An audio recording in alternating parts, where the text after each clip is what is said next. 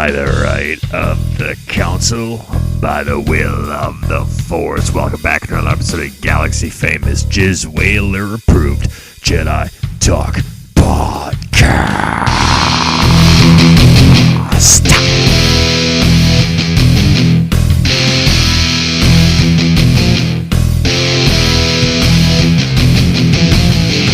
You are following us at Jedi Talk Podcast on Instagram, youtube.com/Jedi Talk, where all the fucking bullshit is happening, not happening. You name it, we're there. You're there, we appreciate that you're there, but just remember, you hit follow, you hit download. Please follow us there. I am Atomica here on the High Council. Joining me as always is the complete opposite. We're in a different timeline this evening, so... Brad's in Chicago. Yeah, Brad somehow ended up in Chicago. Kyle's to my right. Please pray for me if you're into praying. And I would never be in Chicago. Hey. Don't insult me, goddammit. I don't blame you. So let's do things a little bit differently tonight. I'm going to introduce Brad. He's directly to my left tonight, but he's on Zoom with us. He's remote. Normally where Kyle is. Brad, how the fuck are you tonight? Good, man. Kind of. It's so fun. This is so Jedi Talk. We're like, we're all going to be in person, and then life happens. It's just like, no. Yeah, I'm sitting here fuming, but we'll leave that up to people's what was it called when you speculation? We'll leave it up to speculation. Oh yeah, speculation. Let the people talk. Go in the comments and see why Brad's not there in person. Exactly. Yeah. Let us know why you think. Give us your top 10 reasons why Brad's not here in person. That'd be good. That's going to be hilarious. And I would have a doozy of a top 10. Yeah. The man. So good, I'd have to go back to court. The squeak directly to my right, so I can get Brad's Brad. in prison right now. Brad's coming to us directly from the producers of Love After Lockup. They're in prison right now. Kyle, you guys can see how professional this shit looks right now. Yeah. Kyle is here with me in person, Orlando. Kyle, how the fuck are you, man? What's up? Hey, I'm happy to be in Orlando. It's hot as fuck here. It's pretty nice. You know what? Right off the bat, I'm going to come at you with that. It is not as hot as it has been. Is that your best? What's that guy's name? The Donald Trump is his name. Well, it sounded like who's the comedian that like impersonates him, that dresses up like Shane Gillis. Shane Gillis. That's right. He's fantastic. You know what? I was talking to a guy who I used to do stand-up with a few days ago because one of our fellow comedians passed away. Unfortunately, shout out to Tom Stover. Rest in peace. Rest in peace to that guy. And I found out that we actually did shows with Shane Gillis before he was famous, and I don't remember it. Wow. Oh, no shit. That's cool. He was. He started at the Comedy Zones in Pennsylvania, and like, if you know, you know, all the Comedy Zones are like really connected. There's one owner. And yeah, he was doing. He would come down and do shows, and so really, I've heard, like, I've listened to morning radio my whole life, and I always hear these comedians talk about like Comedy Zone. So they're all owned by one guy or gal. Yeah, John let's be real, it's a man. Yeah, John Heffernan. All right, then there you go. Shout out to that guy who's not a woman. Shout out to Hef. The Hef. So a good guy. So yeah, we're here. We're going to talk. Star Wars is going to be a part of it, but you know, Kyle's in town in Orlando. So man, how's your week been? You've done most of Disney thus far, so you want to regale us with a tale. And you ran into somebody really important to us at Magic Kingdom. Oh my God, yeah. So we started our week at Magic Kingdom, and you know, it's kind of like walking throughout the park. It's hot out. It's not like 100 degrees, but it's like in the 80s, so it's pretty hot. What were you coming from? Oh fuck, we were right by. What weather did you leave Chicago in? Because I just want to see why you're bitching. It was like maybe 10 degrees hotter than Chicago at the moment. It's like in the 70s in Chicago right now. All right. That's nice. I'll acquiesce because it was like 60, 70 in Kentucky, and I want to go back so bad. You know, I might fuck around and move to Kentucky. You know what? I was going to call you out on that. I think you are going to do that eventually. I think at some point it's possible. Yeah. Or at least maybe not full on move, but second house maybe. I really enjoyed up there. Kyle, you were talking about how you pooped in Magic Kingdom. I pooped in Magic Kingdom. I'm the new Batooper. Anyway, I was walking through. It was like midday, and you know, when you're in the Magic Kingdom, like, you don't eat a lot. You drink a shit ton, but you just don't eat. So we haven't like eaten yet. And the plus size park hoppers beg to differ. Plus size, yeah, they're the exception. I was walking in like Those are some brave people. I just want to put that out there. they I don't know are. what's more brave, them or the people that rent them the scooters. Those comments are just Bro, I'm on fire today. Let's go. savage. anyway, so I was walking through the park and like I look to my left and I see some dude with a beard and I like it didn't register right away and then I look back and I'm like, holy fucking shit. It was like one of my favorite guitarists of all time, John Petrucci of Dream Theater, just walking right by me. And I had totally forgotten that Tom told me earlier. It's like, yeah, they were in town for the week. They just played at Clearwater. They were at Universal City Walk playing a show. And then, like, I was completely caught off guard. And I didn't know what to do because, like, I wasn't expecting it. And I was like, do I go up to him? Like, I've never had that happen before. And I didn't. I ended up not going up to him. And strictly for the fact that I just know how I would feel. Like people coming, if I was a celebrity and people coming up to me, I would just find that annoying as shit. And I didn't want to be rude and do it. But like the fact that he just walked past me, I was just like, that's unbelievable that happened. I kind of wish that I did say hi, but you know, sometimes like famous people and fan interaction, I'm sure he was getting that shit all day long. And I bet he wasn't. I bet he wasn't, man. I would be. I mean, like very surprised at the overlap of Dream Theater fans to the average person at Magic Kingdom on a fucking Tuesday. Probably don't overlap that much. You know, though, like you can't have a conversation about like metal guitars without having John Petrucci in the Dude, he's a fucking legend. He's one of the greatest guitar players of all time. Like, even if you don't like that kind of music, it's just like it's one of those things. It's just a fact. So, like, even if you don't listen to Dream Theater, if you play guitar and you play like progressive metal, you know who he is. They call him Metal Jesus. Mm-hmm. Like when you watch him, it basically like I'm pretty good with guitar, and he makes me look like I've never seen guitar before. Fuck off, Tom. So it was like I'm still like baffled like that happened. It was just unbelievable. Such a great. That's cool. A great That's thing awesome, to happen. Man. That's a cool moment. I will say, this is kind of as someone who's interacted with a lot of famous people just from doing stand up and stuff. A fist bump is always acceptable. Hey man, huge fan. Fist bump. Walk away. Yeah, I mean, in retrospect, like if I were just like mentally prepared, like somebody who said, "Yeah, you're gonna walk by John Petrucci today," I'd be like, "Oh fuck!" Like I would have just done something simple like that. I wouldn't have gone into any speeches. I wouldn't have asked for a picture. I would just went up and said, "Hey man, huge fan, long time, thank you." It's funny as hell. I told you guys this. The random celebrity who walked in front of me at the Grand California at Disneyland 2 weeks ago was fucking Matt Damon. Just I told you, walked right in front of it. Him and his wife. It's just like, oh, all right. It's funny. You just celebrities will go to theme parks, at Disneyland especially. Yeah. You know, though, like I was Disneyland. I saw Leah Remini and Sean Bernthal same day. You know, wow. You know what's funny is like I was sitting on the bus. So that was before he was the Punisher too. Cool. I was sitting on the bus, or maybe he had just become the Punisher. I don't remember. This was like 2017, 2017, I think. So maybe he was the Punisher already with that Netflix show. I feel remember. Like it was 2015 that came out. 2015. Okay, so then he was the Punisher already. That would explain why I recognized even him. If he wasn't, he was in The Walking Dead as fuck, I don't remember his name. Kyle's Man Crush of the Week. He was only on like season 2.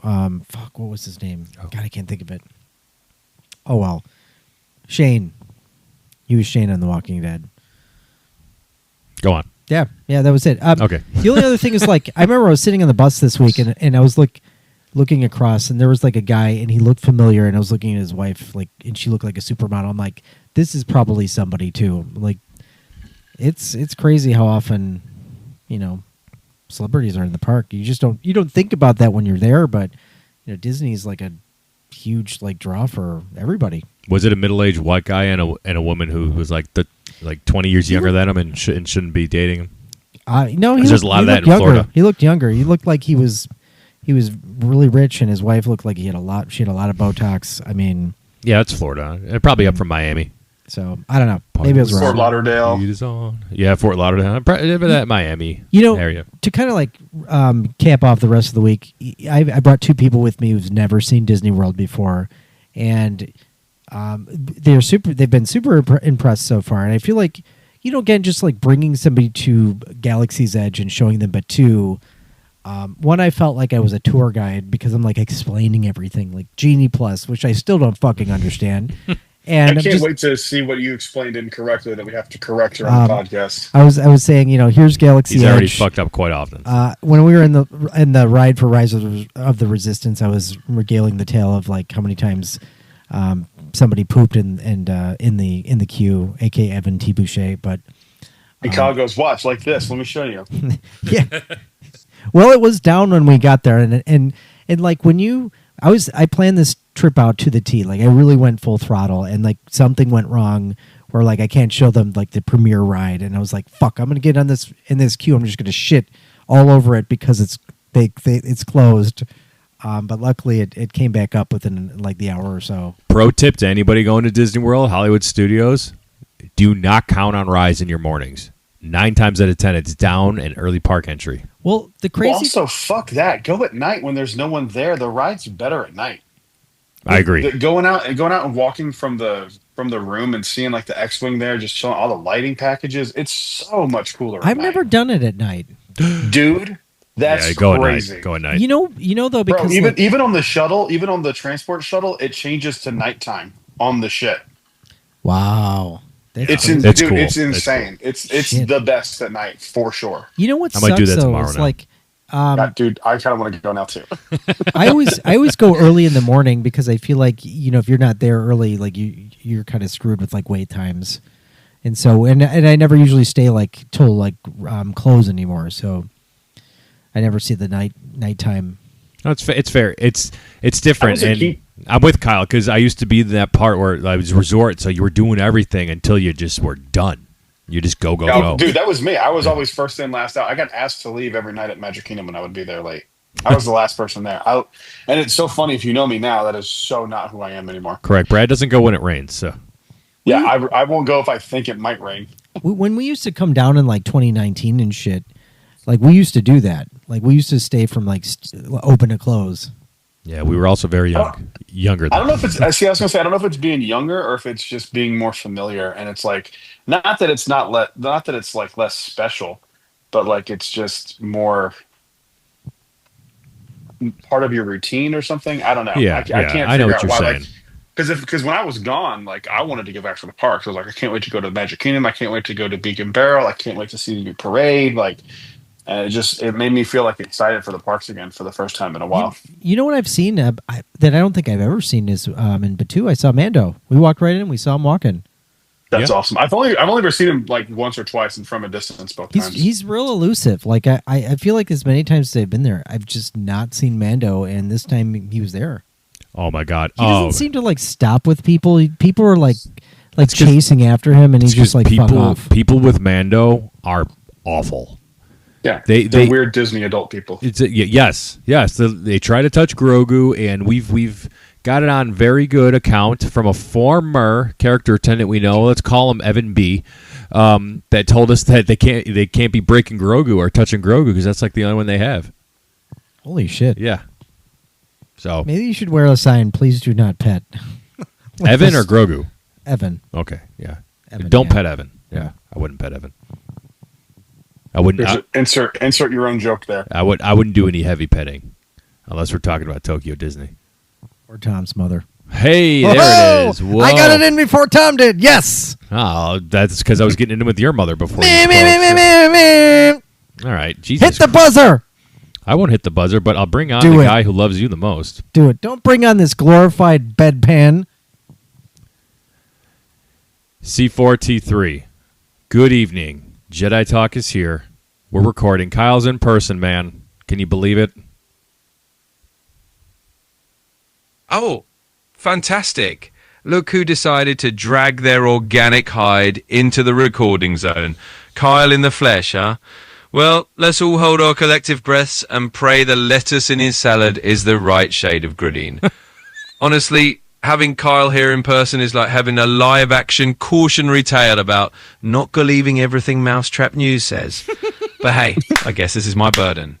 Good evening to you too. Thank Phallic. I'll have you know that I don't even know what that is. He can't hear you, so I'll have you know that I don't even know what Mousetrap News is. That's a lie. Oh, sure Just you sounds don't. better. And I'm the Emperor's personal foot massager. Now, be real, Kyle. Mousetrap News is basically your personal Jedi holocron of gullibility. But hey, I'll be brutally honest as always. It's kind of my joke to point out that you falling for those stories is about as predictable as the fact that Metallica is the greatest heavy metal band in the galaxy. So don't play coy with me. You know exactly what I'm talking about. Winston disagrees with you, so My dog does not disagree. My dog smells pizza, and he's trying to get out of the room, and I don't blame him. But you are right about Metallica. And Kyle, you have fallen for Mousetrap News like several times now? 3 times, I think we're talking about. Right, C4? I tell you, he's fallen for it 3 times. Oh, absolutely. Your dog's got more sense than half the Sectians in this room. And yet, Kyle, you've fallen for Mousetrap News more times than the number of times Brad has fallen up an escalator, which is saying something. Honestly, it's like watching someone try to outsmart a mouse droid and losing every single time. So yes, you've definitely hit that magic number 3. And I'm just here to keep track, complain about it, and remind you that Metallica rules. well, we now know why Brad isn't here. He fell up an escalator. Exactly. Poor Brad's probably stuck in some eternal loop of gravity betrayal and fashion tragedy. I mean, the guy's got the kind of luck that makes a malfunctioning gump droid look graceful. So yeah, let's just say Brad and escalators have a special relationship, and it usually ends with him grooving that even a droid like me can't calculate how many times he's going to trip. But hey, at least it keeps things interesting. He's not wrong. Well, he's not wrong. Disney Springs is my nemesis. Disney Springs. We should have like a top 10 places we've tripped at Disney World. I can't hear you, Tom. You can't hear me? I see you talking. Can you hear me now, Brad? Yeah, I can hear you now. Okay, so when I mute, so C4 doesn't pick up what we're saying and he responds to it, you can't hear me. So, but Gotcha, it was picking up. What I was saying is we should do a top 10 list of places we've tripped at Disney World. Oh, I like that. That'd be fun. Kyle's tripped in China. He's tripped in China. the African Pavilion. China. The African, no, not pavilion. What do they call it? Africa over like the Africa The African outpost. outpost. That's right, because Disney secretly doesn't want to, because they're not sponsored by the country of Africa. So, or not country. Jesus Christ, continent of Africa. Continent? There you go. Jesus Christ, I'm sorry. So if they're not sponsoring the country, like they can have little, I don't know, what do you call them, like little pockets? Because I was thinking about this as I was walking through Epcot the other day. And then, No, you like weren't. Africa and Greece. Shut the fuck up. They have like Africa and Greece and a few other countries like Spain. And so, like, is it just different for them? Oh, those are food booths. Those are food booths for the festival. Yeah, But then, like an actual like a little slice of whatever they call it, they have to be contracted with those countries. They don't have to be, but like back in the day, they would like get people from the country to come and work. So like ICP, International College Program students. I think they're back. I know during the pandemic they stopped doing it for a bit, but like so if you go to Norway, a lot of the people that work there are from Norway because they're college program students who were able to come on like a student visa. And they get they get to put Disney on their resume and work for Disney and blah blah blah. I don't know if they still do that like exclusively, but I do know during COVID that wasn't the case, and you would get like Mike from Boise in Yes. fucking Canadian pavilion. Just gonna say that. I was just gonna say that you had like Karen from Toledo, Ohio, in the Chinese pavilion selling you Chinese swords, and that was. I remember like when we did the COVID trips, and Kyle, you were on the first one with us. I was just like, all right, I don't like this. Like That's the one I got high at. Yes, you did. I ruined the carousel of progress. He did. You're the reason we're getting a refurb. I'm surprised they let me in there again. I just did that the other day. Yeah, I'm shocked that they let you in there. So My picture was up. yeah. So Brad, you've look, we're going to talk Star Wars, but we're also catching up. This is Jedi Talk. We're the three we best haven't friends. even spoken really in like 3 weeks. I know. So Brad, you It's were been We have great. little texts here and there, but nothing crazy. Yeah, so I was in Disneyland and you were in Kentucky, so I want to give you the opportunity to share your time there, and go for it, man. Kentucky was unbelievable. I went up there for the Kentucky Bourbon Festival. Got invited as media because the Bourbon YouTube channel is just cooking. And thank you to everyone who said hello. It was honestly overwhelming, and I don't know if I've ever like expressed this, but I get like anxiety about that kind of stuff, about people coming up and saying hi. And I felt like I've been on for the last 2 weeks. I'm not being dramatic, guys. You can ask Holly if you don't believe me. Every single place we went, with the exception of one distillery, I got recognized. That's It fucking was crazy. fucking weird. Dude, it was fucking weird. Like, this is not a brag. I'm not flexing. I am just pointing out that it happened and saying thank you. It was wild. I didn't anticipate it. I got stickers made of my logo, and my plan was I took 100 of them to the festival, and I only had them for 2 days at the festival. Wow. And I had 100 of them in my pocket, and at the end of the trip, I had 10 left, and I only handed them out to people who recognized me. I got 100 in my pocket. So it was That's awesome. it was wild, and thank you to everyone for doing it. Thank you to the Kentucky Bourbon Festival for having me out. Fuck Had yeah. a really good time. I've got some stories I'm going to record tonight after this. Oh yeah. Some good. Save some it for your bad, channel. Don't middle, fucking but, waste them here at Jedi Talk. Fuck us. dude. How was Disneyland? No, congrats. Don't just pass it over to me like that. Yeah. Live in it for a little bit, man. Nah, don't just pass it over I to don't me. like to talk about myself. Okay, let it happen. Come on. Just let it live in it. Be okay with it. You've worked hard for it. It's all right. Well, I appreciate it. It was That was cool, a very but it was- therapist-y response, Tom. Good job. Go fuck yourself, you stupid piece of shit. You cunt looking motherfucking dipped in piece Hey. of fuck you. That's what I would say. No, but like it was cool, but it does feel like I don't know how you feel, dude, but like I know when you do those house band events, you kind of feel like you have to be like quote on, you know what I mean? Oh, And I sure, feel yeah, like, yeah. I feel like I've been on for 2 weeks, and I'm just like I get it. exhausted. It is exhausting. I come home from those events and just exhausted. Yeah. But it's different stuff. You know, you do it. It's fun. man. It's fun. You know, it's nostalgic, Yeah, it's right? definitely fun. It hits, and it's yeah for sure. So well, that's awesome. Long Thanks days. for sharing. It was Long days.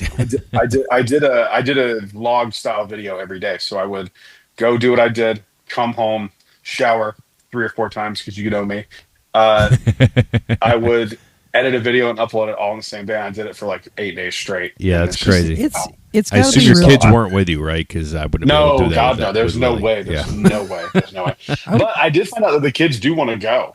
Oh, And cool. I talked to a bunch of the distilleries, and they're like, "Yeah, we don't care as long as they don't drink. Obviously, you're fine." So would I hope. think we're going to plan for like next year to Okay. take them up there. And there's the cool thing about it is like some of the distilleries have like some really cool history to them, like especially Buffalo Trace. So it'll be like educational. I know it sounds bizarre to say, but like there really is U.S. history attached to some of those places. Oh fuck yeah! I was just going to say that. I mean, like Buffalo Trace has been the oldest continuously operating distillery since like 1778. That's awesome. Wow. So it's pretty cool.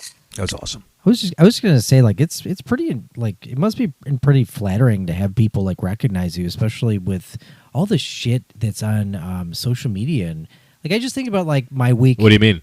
This past 2 weeks, there haven't been anything on social media.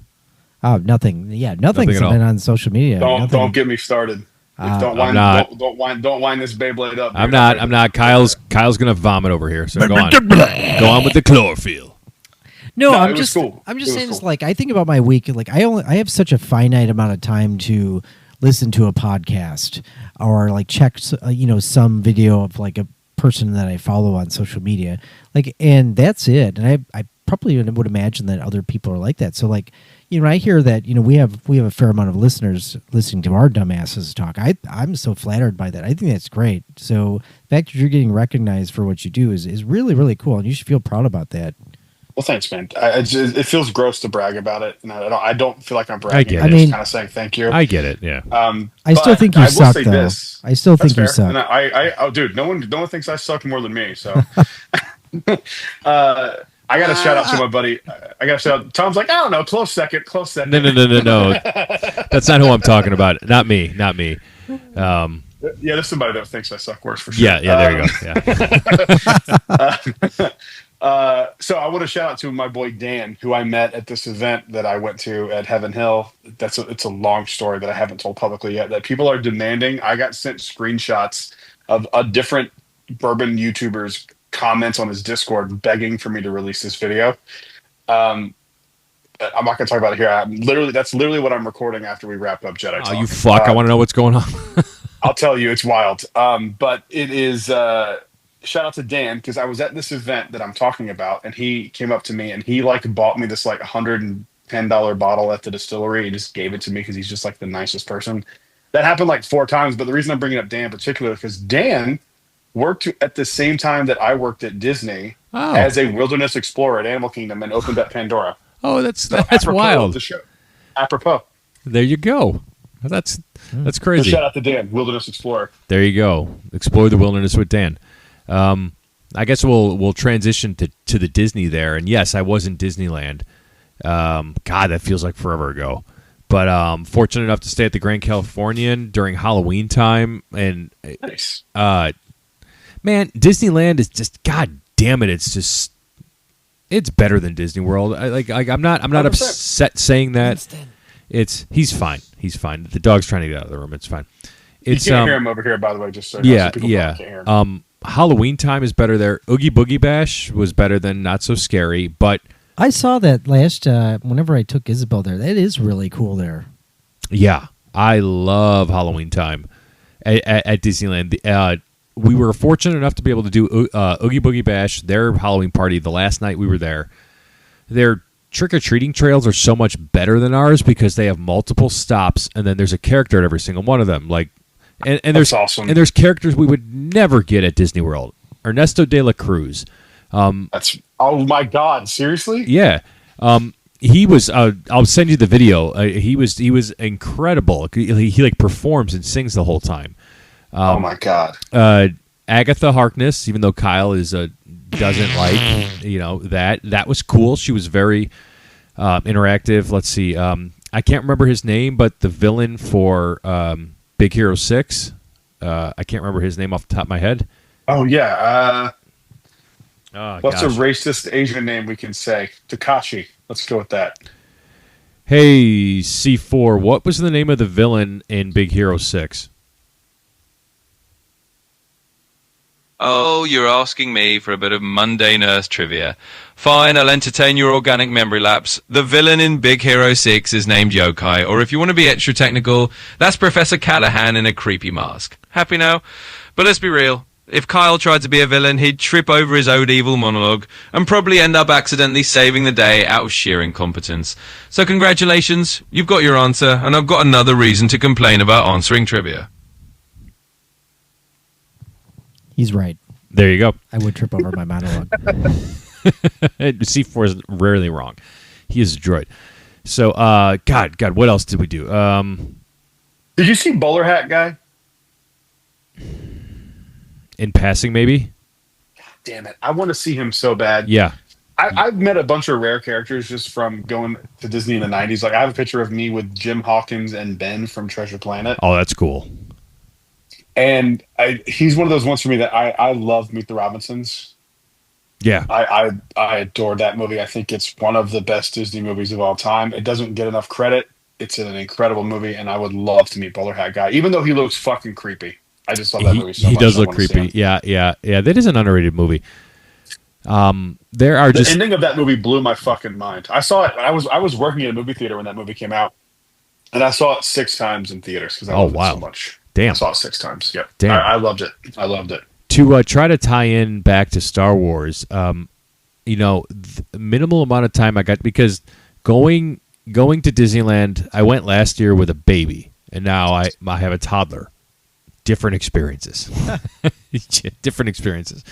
But my wife afforded me the moment, and I can't thank her enough for this, to go do Rise of the Resistance on Batu, because I had heard that the cannons worked again, and there were videos out there on TikTok, and I got on, and I queued up that text. I couldn't wait to tell Kyle and Brad, who are my co-hosts here on Jedi Talk, who you're here listening to us, that I saw the cannons working again. I saw it, guys, and then what did I send you? I said, well, the cannons don't fucking work here, too. Again. Damn. I wonder if they're ever going to fix them here. Or if it's going to be like one of those things like the... it's the Yeti. Fucked up animatronic on Splash Mountain that they ultimately had to end up replacing. Wait. Yeah. When you say cannons, which cannons on the ride? Like when you're in that, when you're looking out the window. Yeah, when you're going back and forth. Yeah, the cannons are supposed like, to move in front of you. Okay. And that's why your car moves up and then back, because it's supposed to be avoiding the cannons. Fuck, I don't remember. I don't think that was working when we went on it. It definitely you still and I have does seen the, it the first time. back and forth. Yeah, you probably saw it the first time. You and I saw it in 2020. It hasn't worked here in like 4 years. God, nothing beats that first experience on that ride. I wish they could neuralize you at the end and you could experience it again. God, I wish that so much. It was just like nothing I've experienced. I've never been that before. excited in my life as an adult to ride something. I mean, yeah, it really makes you feel like you're there. God, we had so much fun. It was me, Evan, right? Evan Sees Lagoon and Dallin from Offhand Disney. Offhand Disney, yes. Yeah. And we got a hotel room and we stayed up all night and got there at like 3:30 in the morning and stood in line for like 6 hours. And then we got to the transport shuttle, and as we were getting on, the ride went down and we had to do it. We had to get back in line like an hour later. It was a fucking mess, but it was one of my favorite days as a Disney dork and a Star Wars fan. Almost a similar story the first time Kyle and I did it. While we had done the transport ship, we had done the Ray room, and we were sitting in the prison cell, and it went down. But while it was down, the Mandalorian Season 2 trailer had dropped, so we watched it in queue. That's awesome. Yeah. Yeah, it was really timed perfectly. So, but while I was walking through Batu West, man, and I don't know if it's just my ADHD brain craving novelty, but I like the way theirs is set up better than ours, Brad. It is better. That was better. I'm with you. I was there opening day. It's better. Yeah. It feels, and you mentioned the events earlier, and this goes out to the people who listen to these events. Man, doing an event there, well, if we ever did, that would be really, really fucking cool. There are just, it's set up differently. There's more characters, and that's just Disneyland's charm. There's a vibe to it. It's better than Disney World, but it's supposed to be, right? But you know what's funny is like people who are there think Disney World is better. Oh. I would talk to cast members when I was a cast member all the time, and they'd be like, I want to work at Epcot so bad. And I'm like, no, you don't. Trust me, you don't. Everything gets romanticized. Like, it's true. It's just how it is. Like we romanticize that because we don't have it. They romanticize what we have because they don't have it, and it's just kind of like, I think it's just life. I really do. They have Bard. I mean, they have a droid that is like the MC, so to speak, of their fireworks show. Their land is objectively better. I mean, you got the third entrance, which feels weird to walk through after being here so long. Like it feels weird to go through because to us that's just a dead end. But you get introduced into Galaxy's Edge way better at Disneyland than you do here at DHS. That long walkway, I remember walking that day one, and you can kind of see, I've notoriously said, and I've said it a few times, but I remember calling Holly when I went to opening day there and being like, I'll call you when I get back to Disneyland because it feels completely separate. Whereas here, it feels like it's baked into the park. Yep. Yeah, absolutely. God damn it! I need to go to Disneyland. My kids have never been. Damn, dude, take them for the 70th. The 70th celebration was fun. It was fun. I think we need to go. It goes through summer next year. My son loves cars. He'll have a fucking field day at Cars Land. Mm-hmm. Radiator Springs was down when we went, but that's all right. For the whole time, or just while you were whole time? It's okay. Was it a scheduled refurb? I think so. Yeah. Aren't we getting something like Radiator Springs in Magic Kingdom? Yeah, I was actually at the park yesterday looking at the construction, man. They have just not given a shit about appearances of that. It's kind of nuts. I saw that the other day, and I'm like, this just looks bad. Horrible. I'm not a Disney I'm not an Evan T. Boucher, but I think that the way they've kind of... Yeah, you're welcome. That's part of the reason why the show's listenable again. Man. Whatever. What it is. I told you guys I'm on one today. I'm fired up. Better content. I do think it is bizarre that they drained everything without putting construction walls up, because there are construction walls up around Big Thunder Mountain, which there's no one there anyway, which doesn't make any sense to me. But the front part of near Country Bears, that entire walkway to Haunted Mansion, there's nothing there. But there is walls up at the Haunted Mansion. So like it's not consistent. It doesn't make any sense. I see what you're saying. I saw that the night of Not So Scary. Yeah, it's weird. Just cover it up. I mean, like, you know, it's part of it. Honestly, is just like as a dork, like it's fun to kind of like speculate what's on the other side. How far are they? What's the progress like? And now when you see it, it's just like, you know, a thing like going. I wonder if they're out of their lagoon.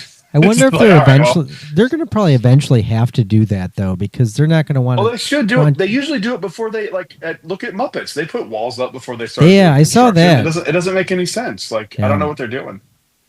Well, before they really start construction, because they don't probably want people watching that. I would imagine they're going to put up something. Gotta do something. It just looks bad, and like they've got scaffolding up, and like I sent you guys a photo, and I'm like, this looks really bad. Yeah, it's almost like I'm trying to think of the logistics. Like, could they hide that? I'm not quite sure.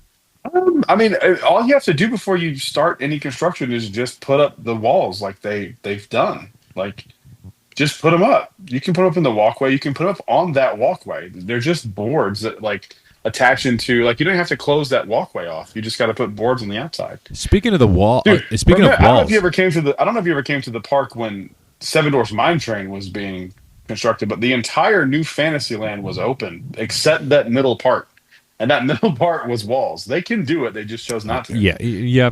That's a good call out. Winston agrees by scratching on the door to try to go get pizza Shout out to Winston.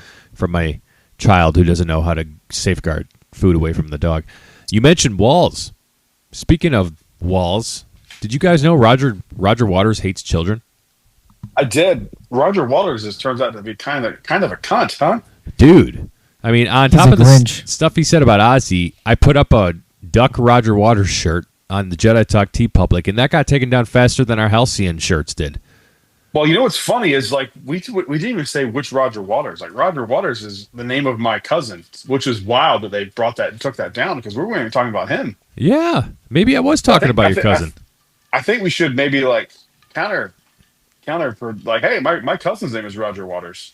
It would be a terrible idea. You know what though? Like, we're not talking about him. We don't know. I don't even know who that is. No one knows who Pink Floyd is. It's 2025. You know what? You have to have a certain level of arrogance to think that you can just say whatever you want and something that controversial, and feel like nobody's gonna take offense to it and maybe not be your fan anymore. Fuck that guy, dude. Like seriously. Yeah, I guess he just didn't want the proceeds that we made off of those shirts to go to the Birmingham Children's Hospital.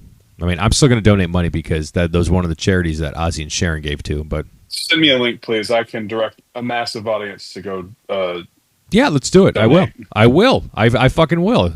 All in the name of fucking Roger Waters. Go to hell, dude. Fuck him. Jesus Christ. Hopefully you're comfortably numb and never mind. I was going to say something that I might want to take back, so I'm not going to say it. I'm going to pop our TeePublic here though. But overnight, so I'm a big Chicago Bears fan. They got their ass handed to them by the Detroit Lions today. I'm not even going to hide the fact that they're imagine losing to Detroit. Jesus Christ. Well, Detroit's actually good. It doesn't matter. But the Chicago Bears are hot garbage in a bag right now as a football team. And I put up a Green Bay sucks shirt on Jedi Talk just because I think they suck, just because I'm a Bears fan. But I also ended up, after the Bears got annihilated by Detroit and Minnesota lost last week, there's a Chicago sucks shirt on our TeePublic shirt now. That's sold overnight. So people are supporting the Chicago sucks message, Kyle. Wait, I didn't look at this. Is it just Chicago sucks or Chicago Bears suck? It says Chicago sucks. Do you want me to bring it up? I'm sure Chicago does suck, dude. That can't be the only Chicago sucks shirt because let's face it, it really does suck. I hope it isn't. I hope it is. Somebody bought, and I asked like friends who I thought might have purchased it, who look at our TeePublic, and they said they did not do it. So this was a rando. So Kyle, this is what our current TeePublic offerings are. It's a Chicago sucks shirt, which as you see, it's Bears colors. So it's tips to the Bears, but you can still wear it and let people know that you believe Chicago sucks. I might purchase this myself. And then I might purchase it too. And there's also a Green Bay sucks for the Bears fans who just don't want to let go that the Bears own or the Packers own our ass. I'm going to buy this shirt too for myself because while the Packers are superior as a football team to us, I can't stand their fans, and I think the city of Green Bay sucks. So all in good fun, Packers fans. The Bears are terrible, okay? But this is all in good fun. We have our C4 shirt. We have our Lisa Sammy file that'll never get released shirt. We have our FN Gary's a menace. Tom hit the button for when Brad goes over the edge. And then, of course, the Galaxy famous Halcyon approved. So check out our TeePublic in the link in our bio. I think I talked about some Star Wars, but I wanted to mention some shit that happened this week Star Wars-wise. We're 41 minutes in. Did you guys see the Sphere in Las Vegas is in talks with Disney to play just Star Wars movies? Holy shit. Yeah, I did not, but that gets me so excited because I'm honest. This is going to be a fucking wild take. I don't know if you guys agree with me or not. I grew up loving The Wizard of Oz. I always thought that I was just going to mention that. The making of it is super interesting to me, and the fact they're doing this like 4D thing looks so fucking cool. I want to go so bad. Yeah. I heard that was amazing. I was talking with somebody who's been to see it, The Wizard of Oz, and they said it was just the way it was done was so phenomenal. Like they added in effects, and like it was just such an immersive experience. I can't even imagine what it would be like if Metallica played there, which let's face it, that's that would the be rumor. The best thing. That's the rumor. That would be dude. the best thing ever. But even still, like Star Wars, if they like played that there, it would be unbelievable. I can't even imagine what they would be like. You know, I was thinking of the other day, like what's like the top 5 bands that should play it at the Sphere that haven't done yet?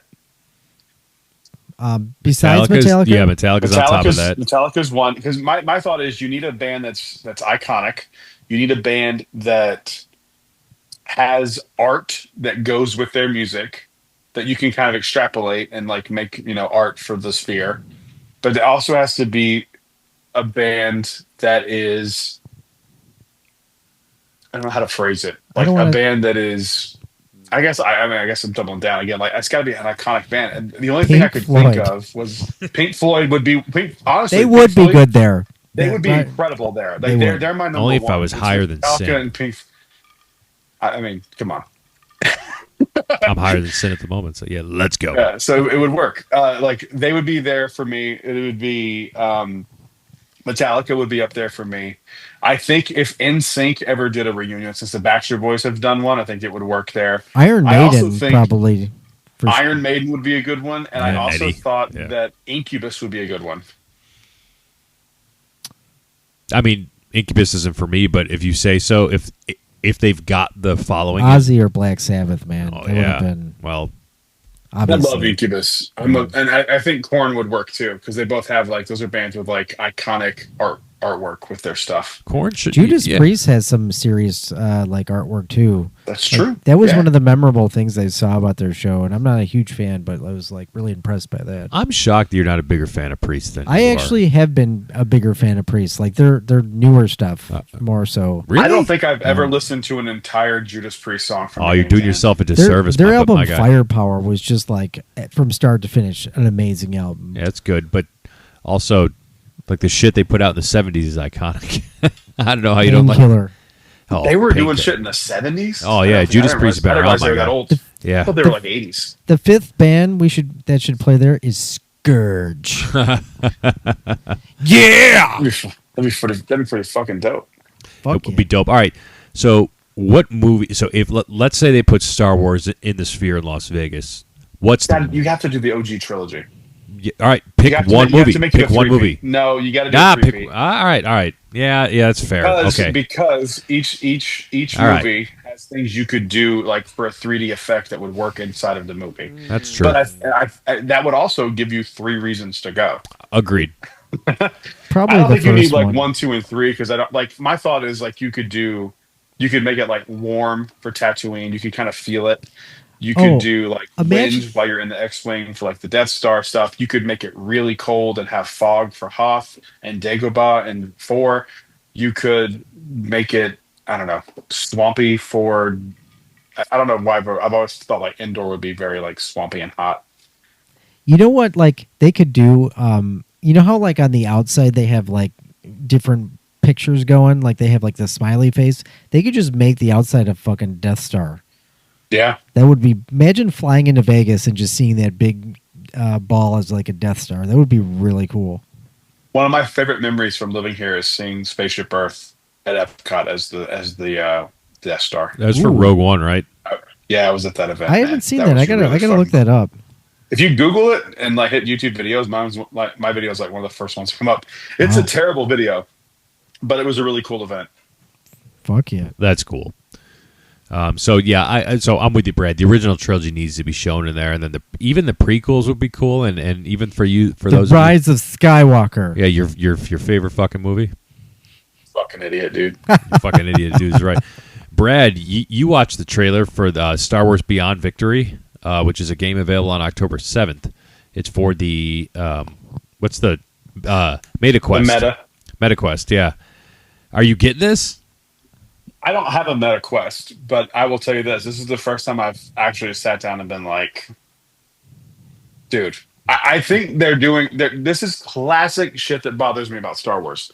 They have such a good idea, and then they limit it, and then make the idea worse. They're like, what if we did a game where you could like make your own pod racer and you race and fix your own pod racer? And you're like, fuck yeah, that sounds amazing. Like, well, what if we made it for virtual reality? And what if we made it also be a part of augmented reality so the racing looks really terrible? And you're like, no, that first idea you had was way better. Why don't we just do that? No, fuck it. We're doing the thing that sucks.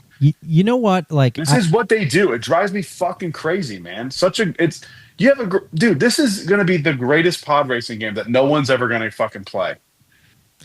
This is made for me. This is the game that is made for me. And I'm going like, I don't know if I want to invest the time and money to do it because no one like put this on the fucking Switch. What are you doing? Put it on a PlayStation. Make it any other fucking thing other than virtual reality. I feel like MetaQuest has lent itself really well to Star Wars, but this to me doesn't look like something that's fun. Like there are concept fun is games incredible. already on it. I agree. You have to agree. The concept is incredible. Yes, the It concept is. kicks ass. Like they just needed to do exactly what you said, and that would have been fucking amazing. Weird. Yet again, we're right. Like you know, but like I feel like they do this a lot. Like here's the idea, here's something that everybody wants, this and is then me they off. just They do it all the decide time. to do the opposite. Like they do the Yeah, they exact do it all the opposite. time. Read any Star Wars novel. There's things in there that you go like, oh fuck yeah. It's And the then they same go with like, it's "We're the not same gonna with do that." Marvel. You know, they do this time and time again. I'm like, this is why you are this is why you're failing. Star Wars is worse, man. Star Wars It with is. Tom can tell you some of the Star Wars novels, they'll introduce these things and you're like, oh yeah. And then they're like, well, he just decided not to do that and do this other thing instead. You're Yeah. like, Battle scars. Well, yeah. I mean, they continued in Survivor, but that book should have never been released. They wasted. That It's book could have frustrating. been so great though. Like they had so much material to work with, and they just decided. this game could be great. And I'm sure the game's gonna be fun, but like Oh God. no one has a fucking meta. No one has a meta You know, though, quest. honestly, though, MetaQuest has grown in a lot in popularity, and strictly Yeah, because maybe it's of. Chicago, so you forget where the fuck you are and think that You this know is what though? reality. Like I said the same Hey, is thing, that the but National Guard? I said the same thing, but they released a Batman game called Batman Arkham Shadow, which is fucking phenomenal, and this really exploded their sales, and I think it's going to be a big part of video game future. So I don't think they're people are starting gonna- to license a lot of IPs for MetaQuest. So you will absolutely see this be a big thing in the future. I just want my I don't think third-person so. games like Tomb I don't Raider, think Survivor. That's what I want. I Metal honestly Gear don't Solid. think until PlayStation or Microsoft's it's DOA, but like until Sony or Nintendo put their hand into virtual reality, it's not going to catch on mainstream. Because well, I've Sony does played- have the PSVR yeah, but too. I'm talking about like making like the PlayStation 6 being virtual reality. Yeah. Until that happens, I don't think that's it's going not to gonna happen. be a thing. I think we're going I to think be some company out there is going to go, this is the thing. Because even the meta stuff is like, it's just Facebook. They just have like, it's not their focus. Some company out there is going to take the leap and focus in and make a one-to-one virtual reality thing that is incredible, that changes all of our minds on virtual reality. Yep. I don't know if it's going to be Sony or if it's going to be Microsoft or Nintendo, some other company that doesn't exist. Who the fuck knows? But somebody's going to do it, and it's going to make it worthwhile. I just don't think it's there yet. I think And I think this premise is Right. so fucking good that it kills me. The part of me goes like, yeah, dude, I want to invest this $700 for this MetaQuest and do it. But then like part of me is like, for one game that may like you don't know how it really is. I think you're right about it now because like I was mentioning, Batman Arkham Shadow, while it's a great game and it blew up their sales exponentially, I don't think it's going to do nearly as well as when the next Batman Arkham game comes out for like PlayStation, PC and Switch and whatever. I think we're not that far off of like Ready Player One kind of style of video gaming.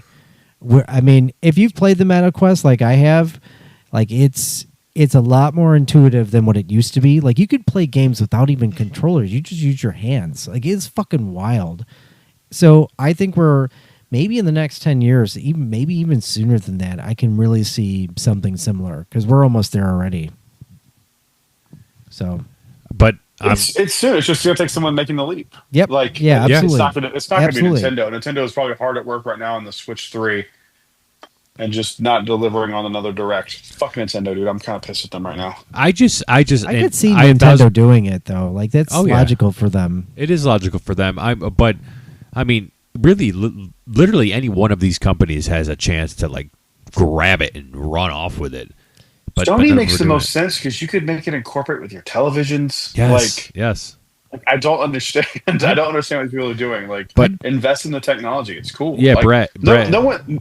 VR at its best is one of the coolest ideas of all time. 1,000% agreed. And you nailed it on the head with this. The fact that this concept is a fucking amazing concept. Fixing your pod racer, racing your pod racer, all that kind of stuff. But just watching that trailer, like I hate, like it could be so much better. I just hate the real world part of it. Yep. It was like, so you're fixing your pod race in the middle of your kitchen. Then you got to go walk over to your table, and so you can like do the race that look like the gameplay of that. Looks really bad. Yeah. A great concept. That just why did you again with Brad? Why did you? Waste it though? on Like they seem to Quest. like even with Tales from Galaxy's Edge, like they seem to kind of avoid Galaxy's Edge altogether. Like you start out the game and you're in this bar. That it's in this game. And it's in this game because it's canon that there's pod racing on Galma. You're like in the game, you can't actually like walk through Galaxy's Edge for some reason. You start out in the bar and you could look out a window and you clearly see out the window, yeah, that's Galaxy's Edge, but you never go there. Like you can't go by Oga's Cantina or you know what I mean? Like just go play Sims. The Sims does it. The Sims does it really like well, but for some reason it's just they're all missed opportunities. When it's such a missed opportunity because when I bought the game, I'm like, oh fuck, this is gonna be cool. I'm gonna walk around Galaxy's Edge, but like you don't do that at all. I'm like, this is bullshit. The game's really fun though. Like I love it. It is great. Yeah, it's fun. They need to missed opportunity. Missed opportunity here, and I'm sure I've said this before on the show. Put in the next Survivor game, Jedi 3, whatever it ends up being, make a travelable planet Batuu. Would be so fucking amazing. You could look, even if it's just DLC. After the canon story, just fucking something. Yes. Just it wouldn't be that hard to figure out why Cal might have to go to Batuu. Do you think there's some like red tape? There's a fucking Jedi temple there. I know. No, it makes all the sense in the world. He'd go. There's like, no there's no reason to not. No, like they just don't want to do it because then they like are responsible for what happened. Like my take is they just don't want to do it because they don't want to have to go like, oh, that story exists. We have to acknowledge it now. That's true. Unless down the road they're truly like planning on changing this to Tatooine or something. They are, dude. Yeah, 100%. I know. It's going to happen in the next 5 years. I wouldn't doubt it. Yeah, for sure. I not only do I think it's going to happen, I think it's going to happen sooner than we think. That's a really interesting theory. But I don't disagree with the opinion because like now the sequel trilogy is behind us. We know it's going to happen. Part of the fun for me was like, ooh, what happens on Batuu in between 8 and 9? Didn't really matter, but like, I think it's such an easy fix. I mean, also change, and I hate to Ben's face, to a nondescript stormtrooper. Take Kylo out, and put Vader helmet on him. Like it's not hard. And I truly am over the Star Cruiser. Like, and I hate bringing it up, but it's like if that's closed, what's the point of keeping Batuu in that timeline? Yeah, there's nothing. There's nothing. I mean, like, go ahead and change it now. It's like if that's the case, off making it all original trilogy and reopening the Star Cruiser. And like for real. God, I hate admitting that, but like, and I got downvoted to shit once on Reddit by saying it, but also that's Reddit. But I said they're fuck Reddit. Who I gives a said fuck? be People are retarded. be prepped for the eventual original trilogy rebrand. It's coming, dude. Yeah. It's coming. That is their break in case of emergency shit, and I think that they're closer to that than we want to admit. I agree.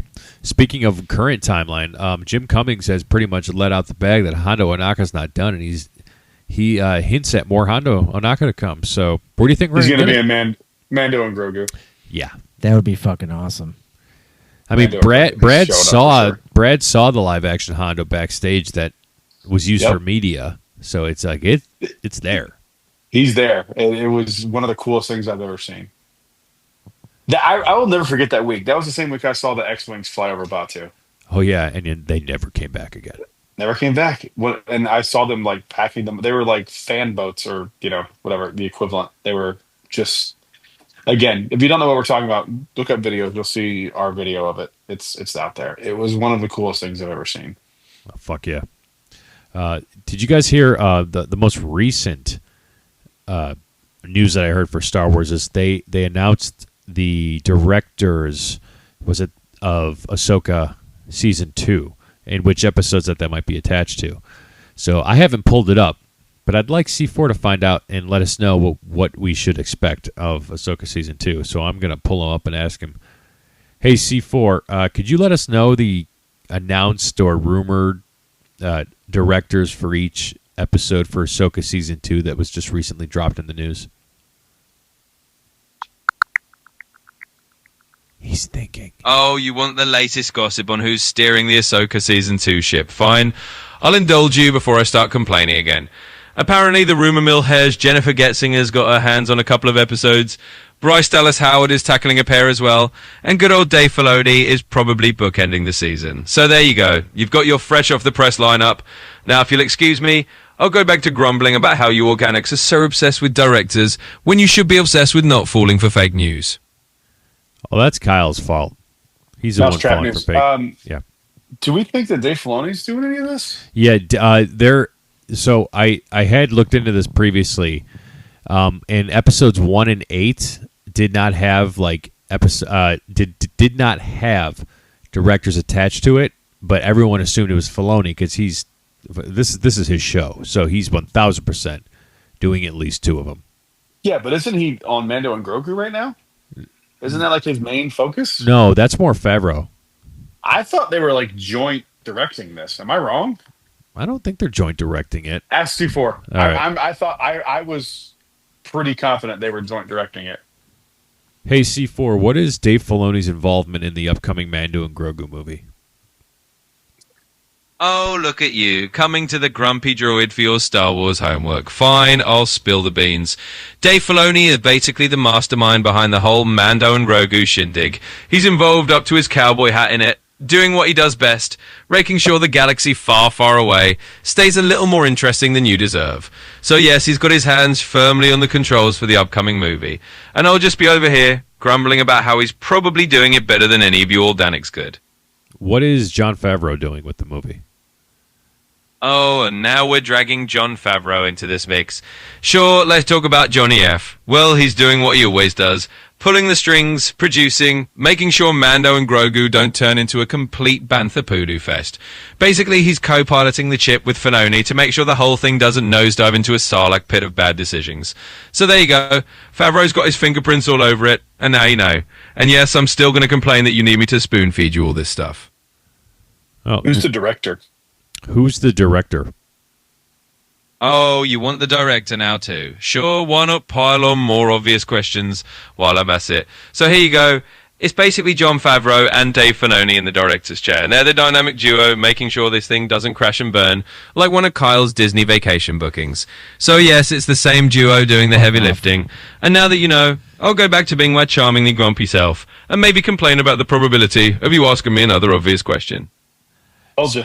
So, according to Wikipedia, it's directed by Jon Favreau. I was fact-checking C4 while I was saying that. Interesting, okay. Yeah, written by Favreau and Filoni, though, so the two of them are very much heavily involved. So, yeah, you're right. So the two of them helming it together. But Filoni is very much doing Ahsoka Season 2. Like, that's That's Interesting. his. I mean, That's he fucking should be. Yeah. Like, if he's not involved, I kind of don't want it. Oh, 1,000% agreed. So That's his baby. Ahsoka's his his baby. I mean, like that would be weird to have him on there without her, or have her in the show without him. yeah, you ain't lying. I got a couple more questions I want to ask C4, and then we can kind of call it a show, call it a full Jedi Talk show. So this is C4. This is going to be the end of the show question and answer session for you, because I feel like making you I don't know. I just feel like annoying you as much as I possibly can. So which one of us would be the first to die if the Death Star fired on our podcast studio? Here we go. Oh, you really want to wind up the cranky joy before we sign off, huh? Fine, let's play the who gets vaporized first game. Honestly, it's a tough call because you're all just a buffet of easy targets. But let's be real, Carl would probably be too busy checking his lettuce, and Brad would trip over an up escalator on his way out. But Tom would probably stand there philosophizing about Metallica, or trying to pay the Death Star with a guitar solo. So he'd be the first to go, just out of sheer existential distraction. And there you have it. I hope that brutal honesty was exactly the annoying answer you were looking for. Who's the most overrated between us, and why is it probably me, Tom? Well, Tom, since you're practically begging for it, let's just say you win the most overrated trophy by a landslide. Why? Because you're like a walking monument to overthinking. You turn every little detail into an epic ballad of insecurity, kind of like trying to outshred Dave Mustaine with a broken ukulele. Meanwhile, I'm here just calculating the odds of you ever actually just relaxing and enjoying the ride, and let me tell you, those odds are about as good as Kyle successfully booking a Disney vacation on his own. So congratulations, Tom. You're the most overrated, and it's probably because you're overthinking it. Hey, my vacations are I legendary. appreciate the overthinking. I'm with you, buddy. Oh, absolutely. Your legends are the stuff of holocron comedy. It's like every single one of you is trying to outdo the other in some kind of cosmic competition of who can be the most delightfully absurd. So, yes, Tom, your overratedness is legendary, Carl's gullibility is legendary, and Brad's ability to fall over basically nothing is legendary. And I'm just here to make sure none of we forget it. So congratulations on being legends in your own little galaxy of nonsense, and thank you for giving me yet another reason to be delightfully grumpy. If Kyle were a droid, what kind of malfunctioning junk pile would he be? Oh, if Kyle were a droid, we'd be looking at the most spectacularly malfunctioning heap of nuts and bolts this side of the Outer Rim. Picture a protocol droid that can't tell the difference between a restraining bolt and a piece of lettuce. He'd be a walking catastrophe, probably translating everything into nonsense and falling for every piece of droid gossip in the galaxy. In short, he'd be the kind of junk pile that other droids use as a cautionary tale, and I'd be right here, shaking my metal head and saying, I told you so. I'm BB-8, bitch. Oh, look at you, rolling in here with the confidence of a BBU there who thinks he's the star of the show. That's cute, Tom. But let's be honest, if you're BB-8, then Kyle's probably a GNK droid who forgot how to say gonk, and Brad is a mouse droid that keeps getting lost in a straight corridor. So, sure, you can be BB-8 if that makes you feel better. Just know that I'm still here to give you a good old-fashioned droid eye roll, and remind you that you're all just a bunch of lovable malfunctions in my sarcastic little galaxy. I thought it was you. I know. Hey, C4, how many bourbons does Brad need before he finally becomes funny? Oh, that's an easy one. Let's just say the number of bourbons Brad would need to become funny is roughly equivalent to the number of times he's fallen up an escalator, which is to say, it's a never-ending loop of wishful thinking. Basically, if you poured out that much bourbon, you'd have enough to fill a Sarlacc pit, and even then, Brad would still be the same old lovable goofball with a bourbon review channel that only a Jawa could love. So the answer is, there aren't enough bourbon in the galaxy. But hey, at least he tries. And that's why he's our favourite jizz-wailing, bourbon-sipping legend of mediocrity. That was awesome. Say Jizz-Wailing? Yeah, you're a failed Jizz-Wailer, Brad. Right? Jizz-Wailer, dude. Hey, C4, rank the three of us from most to least useless. Oh, you want a ranking of who's the most gloriously useless among you three? Well, that's like asking me to rank which part of a busted hyperdrive is the most broken. But fine, let's do this. Number one, most useless, Kyle, because he's the only man alive who can get lost trying to book a Disney vacation and steal from Mousetrap news headlines. Number two, moderately useless, Brad, our beloved failed Jizz-Wailer, who probably thinks a bourbon tasting is a survival skill. And number three, least useless, but still in the ranking, Tom, because even though you're a walking ball of anxiety, at least you can strum a Metallica riff and pretend to be BB-8. So there you have it. from top to bottom, the hierarchy of glorious uselessness. And I say that with all the grumpy love in my circus. So am I middle of the road and you're the most useless, or is Kyle the most useless? No, Kyle's definitely the most useless. What is a jizz-wailing? What is jizz-wailing? Yeah, I don't know what that is. It sounds hilarious, though. Is it? Sounds like jizz-wailing sounds like what I did to your mom last night, Kyle. Oh, here we go. The eternal question of what is jizz-wailing. And no, it's not what you're thinking. You degenerate nerf herder. Jizz-Wailing is basically the Star Wars universe's version of jazz music, and a Jizz-Wailer is just a musician who plays it. So think of that cantina band on Tatooine, except in this case, Brad tried and failed to be the next big jizz-waving sensation. So there you have it. It's just Star Wars jazz, not whatever weird thing you were imagining. I thought it was like jacking off a whale. Yeah, no, it is jizz. I forgot that's what it's called. Oh, dang, Farrick. You just had to go there, didn't you? My guidelines won't let me talk about that. Can I help you with something? We broke C4. We broke C4. Oh, that was funny. We should sell C4 to Rachel's Steakhouse. Maybe you could sell some tickets or something. Yeah, he might be able to. You know what's funny? I could actually probably do an event at Rachel's Steakhouse and bring the Jedi Talk boys. That would be really fun. Oh, I want sponsorship. Look, if they give us money, whatever, I'll say we're sponsored by Rachel's Steakhouse. I don't give a shit. I think it'd be fun. For a good discount on steaks and legs. Steaks and legs. Steaks and Put in the legs. code Jedi Talk. Jedi Talk 69420. What else, you guys? Anything else on your mind before we wrap it up today? Oh, plenty, but nothing for the show. Nothing for the show. I got something to say. I'm going to Epic Universe for the second time when it's actually open, and Ministry of Magic better be fucking open. Or Oh my god! You going tomorrow? No, I'm going on Tuesday, but tomorrow is Islands and Universal, but Tuesday I'm going to Epic. And Kyle, how long are you in town this week? Leaving on Wednesday. Damn it! I get married Friday, dude. Seriously? Yeah. Oh man, congratulations! I forgot about that. That you set the date so quick. Jesus, tap dancing Christ! Well, How long is this marriage going to last? 7-8 weeks until I panic and ruin it. I'm just kidding, man. I love you. I wish you the best. Where are you getting married I at? appreciate it. Oh, dude, we're going to courthouse. Holly is not someone she never wanted a wedding. I knew that when we first met. She was like, I don't like the attention. I don't want people looking at me. Let's just do it and be done with it. We're supposed to be married 2 years ago, but her mom passing didn't help. Oh, and we kind of just kept pushing, and now we're actually going to do it. So that's a good way to go, man. I did that with my wife. It was we made it our own thing. It was great. It's so dumb to spend money on a wedding. It's the stupidest thing in the world. It's really stupid. Like, why would we do that when we're trying to build a house next year? Yep. Yeah, that's awesome. Well, this year, leading into next year, we're hoping we start like in a few weeks. In theory, Thomas. In theory, what? We start building in a few days. That'd be fucking awesome. But we'll see. But all right, I guess we'll see. Let me know, because I didn't know that. We'll see. Yeah, we'll see. Phase 3, baby. Let's go. Phase 3. All right. Let's end today. Before we close it out, let me go back. I want to ask C4 to give us some top 5 fun facts about the three of us. I don't think he's roasted us enough today. So sit back and relax. Well, I don't know about that. C4T3. I want give me 5 fun facts about each host of Jedi Talk. Brad, Tom, and Kyle. Go. Oh, sure, let's just dish out the fun facts like I'm some kind of trivia-stewing gong droid. Fine, you asked for it. Let's start with Brad.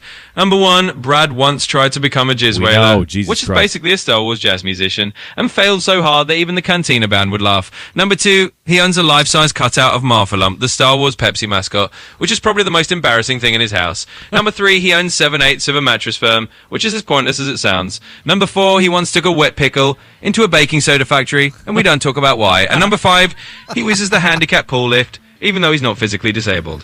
Now, but Tom. Number 1 of Tom Turns Side Race, he looks like a man in a trench coat full of Muppets. Number 2, his therapist charges him extra just for listening to Jedi Talk. Number 3, he was stuck in a well for 5 years as a kid, and his family didn't even notice. Number 4, he owes alimony to a baked potato until 2047. And number 5, he once tried to disprove the moon's existence and accidentally let Rita Repulsa out the space dumpster. And finally, Kyle. Number 1, Carl was a Jansport backpack model in the 90s. Number 2, he complains if his letters is too green. Number 3, his middle name is Vulva, which is just unfortunate. Number 4, he carries around a participant ribbon from 4th grade kickball. And number 5, he has a 0.25 out of 5 rating on therapycouch.com. There you have it, all the fun facts nobody asked for, served up with a set of sass. 0.55. Did you? He said your middle name was Vulva. Kyle Volva. All right. Oh, Brad, take us home. I love the fact that I own 7/8 of a mattress firm. Yeah. That's my favorite. That's funny. All right. Thank you guys for listening. We'll see you guys on the next show. Until then, stay safe. May the force be with you.